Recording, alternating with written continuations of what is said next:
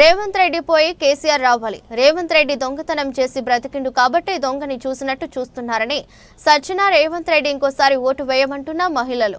వాడు చచ్చిపోని కేసీఆర్ రాని ఎందుకట్లా వాడు ఇస్తలేడు. డైరెక్ట్ అట్ట తిడతానేంది మరి వాడు మంచోడు కాదు. వాడు వచ్చినాక ఇంకా అంతా మొడలుగా వచ్చింది. ఈ తులం బంగారం వచ్చినట్టుంది బంగారు ఏది ఇక వాటి నేను ఇస్తా అమ్ముకో అమ్ముకో. తులం బంగారం ఇస్తారా మనవరాలకు మనవాళ్ళకు? ఇస్తలేరు. ఆ గ్యాస్ 500కి ఇస్తా అన్నాడు, అవి ఇస్తలేడు. పింఛను ఇస్తలేదు. ఇక బియ్యం 60 రూపాయలు, సబ్బులు 30 రూపాయలు, రూపాయి ఎక్కువ చేసి ఆడేడు ఇస్తుండని. సన్న బియ్యం ఇస్తాడు పేదోళ్ళకు, ఇస్తలేడు. సన్న బియ్యం కూడా రావట్లేదు. ఎట్లా ఉంది పరిపాలన? ఎట్లా ఉంది రేవంత్ రెడ్డి పరిపాలన? మంచిగా లేదు, మంచిగా లేదు. బేరం మంచిగా లేదు, వ్యాపారం అయితే లేదు.